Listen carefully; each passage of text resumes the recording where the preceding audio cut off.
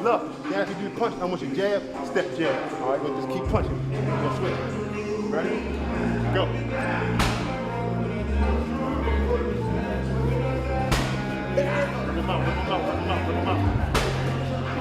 Now, what we gonna do? We can pick it up a little bit. We ain't really gotta pick it up. We wanna throw shots in the inside. Because a lot of fighters I see doing the pass, they're doing it like this. Their hands is not turning. So when you're on the pass, your hands must turn. Come on, jump, jump. I'm jumping. There you go, jump. Come on, jump. Jump. There you go, jump on. Come on. As the Jake Paul vs. Gervonta Davis fight gets closer, Floyd Mayweather joined Tank's training camp for a full, intense workout that caught everyone's attention. With his trademark speed, quick footwork, and laser focus, Mayweather made a strong statement. This isn't just another exhibition. Under Floyd's guidance, Davis is preparing to bring his absolute best. Good.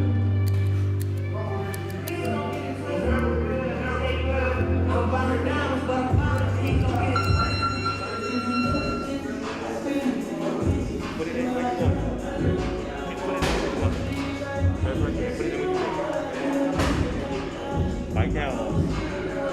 There you go. There you go. There you go. Get that shot right there.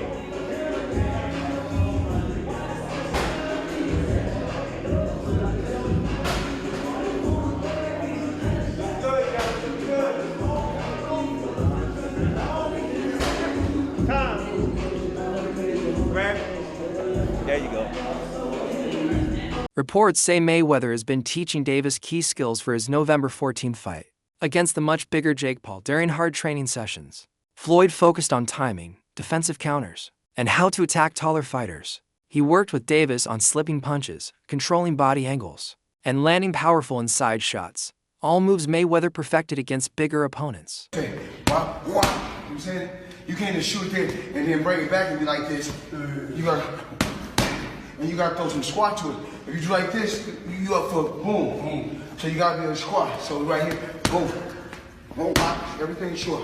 So you're still short. He see it, he'll see it, and place it down there. Slide out, anyway. Floyd Mayweather is seen as one of boxing's greatest fighters, not just because of talent, but because of his endless work ethic. Throughout his career, he trained harder than anyone. Now, he's bringing that same mindset to Davis's camp, pushing Tank through tough drills focused on accuracy, defense, and smart counterpunching, the same skills that made Floyd unbeatable. Like above and beyond what other people do. Even with him having $180 million guaranteed purse on Saturday night, he trains like he's broke, no joke. He trains like he don't have a dollar, like it's no tomorrow, and now I understand why you can put the cap on him and call him TBE. The only person who's been able to do like that is Floyd Mayweather. He's the only guy who's been able to just be balling out of control, constantly flashing money, $1 million watches, you know, a fleet of super expensive cars, and still fucks everybody up. The thing about Floyd is he never lost his discipline. Floyd would famously run home from the nightclub. So he would go out in Vegas, he'd be partying. It looked like he's partying, he's drinking water.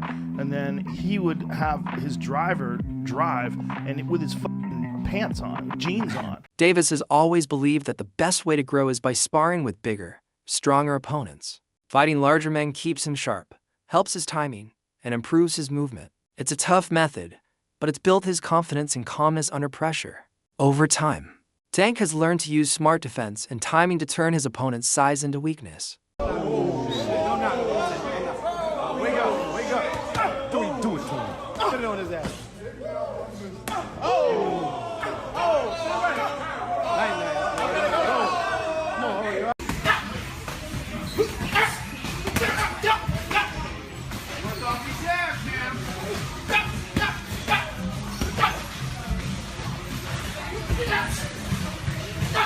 Recent reports from camp say Davis is dominating much bigger sparring partners, and the results are shocking. Witnesses say some strong fighters were staggered after taking his punches. One insider even described a bigger man barely staying on his feet after Tank hit him with a heavy shot that drove him into the ropes. Sources say these aren't just practice sessions, they're designed to test Davis's strength, timing, and power under real pressure. Davis knocked out heavyweight in brutal sparring session, and it just makes me think, you're willing to go spar with heavyweights, but you're not willing to go fight people that you should be fighting. You know what I mean? You're fighting Lamont Roach. His sparring partners was like, man, I was about to spar Tank. He was sparring this big boy, a heavyweight boy. And Tank hit him so hard, he was on the ropes like this, hanging. I thought he died.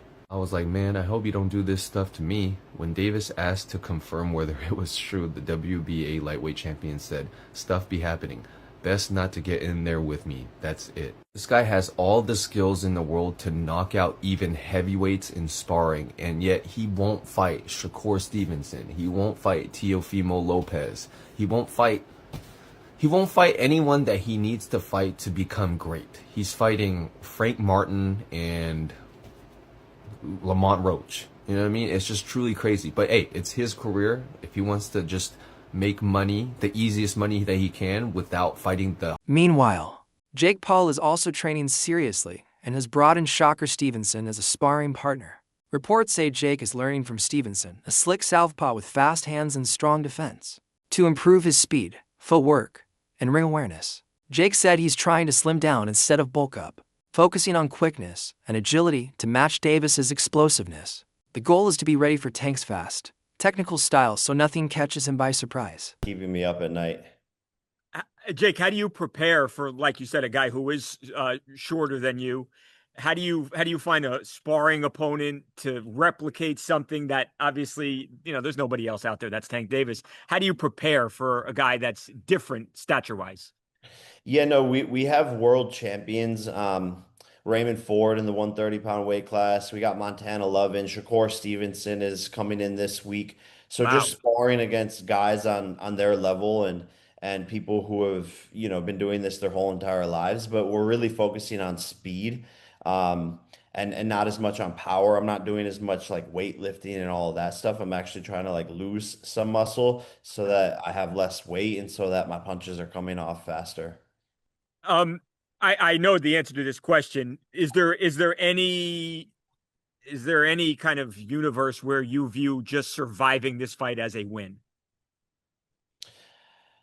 Like for me, I never let myself go there. I'm a fierce competitor and always need to have the W and come out on top. And also shock the world and even shock my... Daniel Cormier said Jake Paul's size advantage makes it hard for fans to take this fight seriously. He explained that the weight gap affects power, stamina, and safety. In his view, the fight might be entertaining, but it doesn't offer real sporting value. Cormier warned that focusing more on showmanship than skill could harm boxing's reputation. It was 190.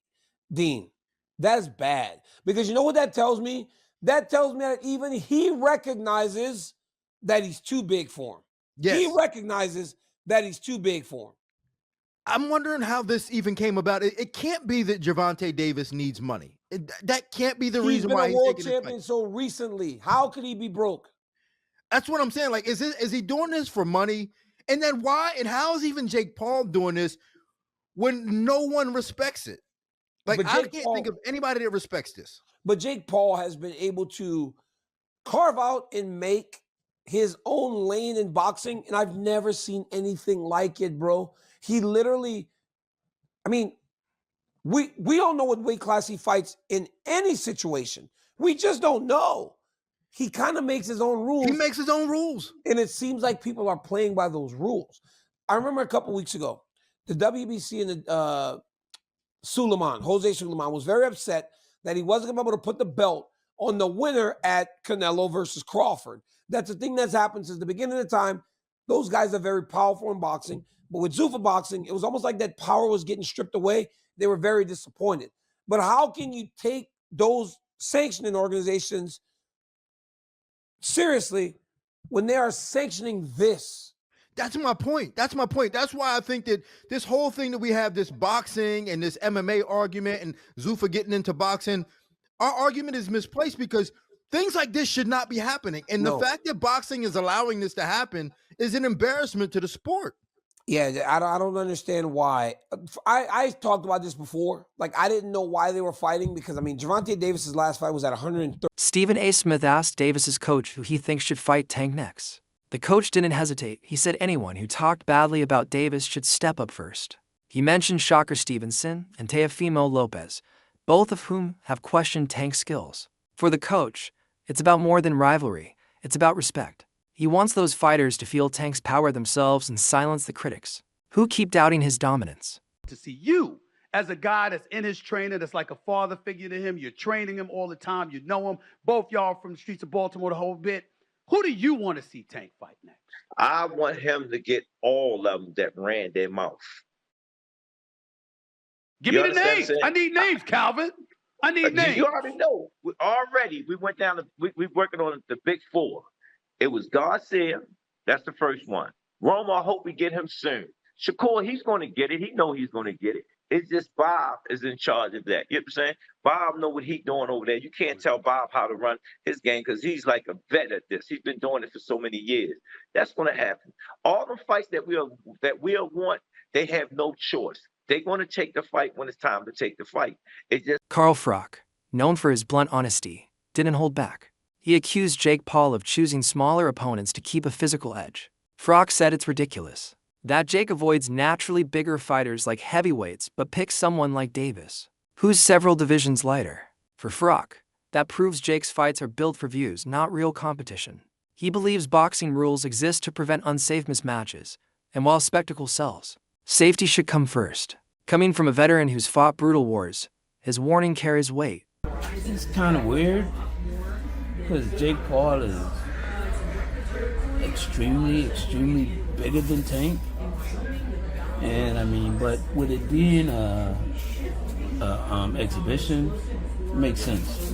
It's fine. He got a big name that he's going to be fighting. But I mean, it really makes no sense because he's going to be weighing over 200 and some pounds. Tank's going to probably be weighing maybe at the most 147, 150. So I don't even understand why the fight is happening. It is happening. WBA lightweight champion Gervonta Davis, who's unbeaten in 31 professional contests, takes on the self-proclaimed problem child, Jake Paul, one of the most influential and marketable global personalities. Paul and Davis square off in Miami after doubts around the fight being sanctioned in Georgia triggered a change in venue. Neither fighter can weigh more than 195 pounds. The weight is perhaps the most surprising factor. Paul has boxed most of his career around 200 pounds, the cruiserweight limit, but did tip the scales at 227 pounds when he faced off against Iron Mike Tyson last year. Davis, much smaller in stature, competes at the 135 pound mark and has also won world honours at super featherweight. And despite some discussions about possibly dropping down to 10 ounces, the pair seem set to wear 12-ounce gloves. And in terms of distance, despite the exhibition tag, the fight will play out over 10 3-minute rounds with 3 scoring judges at ringside, but the result will not be officially recorded. Teofimo Lopez, while supporting Davis's choice to take the fight, said boxing is both a sport and a business. Not every fight has to make history or involve titles. Sometimes it's about entertainment and opportunity. Lopez believes both Jake and Tank have the right to secure big paydays and grow their fan bases, even if this bout doesn't change boxing history. Paul, that serious, he can't really box. He can have a little fight, he can have a swing. He swings away, stands up straight and he throws punches, but it's not professional boxing. Because when I watch him box, it's just so much wrong. It's just everything's wrong. It's so bad. He's got leaky defence. He telegraphs his punches. Like you put him in with someone his own size, it was a professional, and it's a mismatch. And you'll see that if he ends up fighting somebody. Tommy Fury, bless him, he's a pro boxer, but he's inexperienced. He's got no amateur pedigree. He's a raw novice, or maybe just above the raw novice. I was saying earlier, where would I put him in terms of levels? He'd do well to win a British title. He's at that sort of level, and then from British title to world level, it's like different worlds. Teofimo Lopez, while supporting Davis's choice to take the fight, said boxing is both a sport and a business. Not every fight has to make history or involve titles. Sometimes it's about entertainment and opportunity. Lopez believes both Jake and Tank have the right to secure big paydays and grow their fan bases, even if this bout doesn't change boxing history. I really am, man. It's good for the sport in some way, you know? So a heavyweight versus a lightweight. Yeah. You got a fly hit me, yeah. A heavyweight versus a lightweight. How's this going to work? Hey, they make it work. It's an exhibition for a reason. So, you know, they know what they're doing. And, you know, shout out to Netflix and shout out to both of them, honestly. Like I said, I think a lot of people in the boxing world are kind of upset. I could care less. I think they're going to go out there and make their money. It falls on the number 8 for a reason. They're going to make a lot of money. Have you got a prediction for that fight? My prediction? A show. A show. Well, clearly it's a show, but when you've got a lot of people underestimating Jake Paul once again, but when you've got a heavyweight boxer who knows how to throw punches and knows the basics against a lightweight, it's quite a difference. I mean, have you sparred heavyweights before? Yeah. For competitive sparring in the ring? Yeah, it's not the same. It's not the same, not at all. Definitely got to move. I've actually played around a few times, went through between their legs just to duck around. But yeah, because they're taller, you know. But I think for that competition, that fight, it reminds me a lot like The Big Show, and Floyd Mayweather when they fought in WrestleMania. Yeah. Mm-hmm. And will that end the same way? Possibly. Maybe some brass knuckles in there too. Can you see Jake Paul knocking out Gervonta Davis? It's boxing, man. And if it's a show like this... Analysts watching Davis's camp say his focus is sharper than ever. Away from distractions, he's paying attention to every detail, from footwork and defense to punch accuracy and stamina. One trainer said Davis looks calmer, cleaner, and more precise than before, proving this fight isn't just routine. The outcome could shape boxing's future. If Jake Paul wins, influencer fights could become the norm. But if Davis wins clearly, it will remind the world that real skill and experience still matter more than fame. The algorithm loves it, and both will watch. It's not just who wins, it's what wins. Will the entertainment value or the ring IQ come out on top? Because if Tank dominates, the meme dies. Jake Paul survives or hits it big, we see new rules are going to be written in real time. Me, you, maybe everyone at some point has been that bigger guy thinking that I'll just bully him. Jab, slip, liver shot, sat me down real nicely. Size helped until it didn't. All I'm saying is let's not dismiss something because it looks weird. Many fights get decided by the details. Feet before fists, timing before muscle, discipline before clout. Look, Tank wins if he stays Tank. He's built on patience, traps, explosive counters. That's hell for a tall guy who gets eager.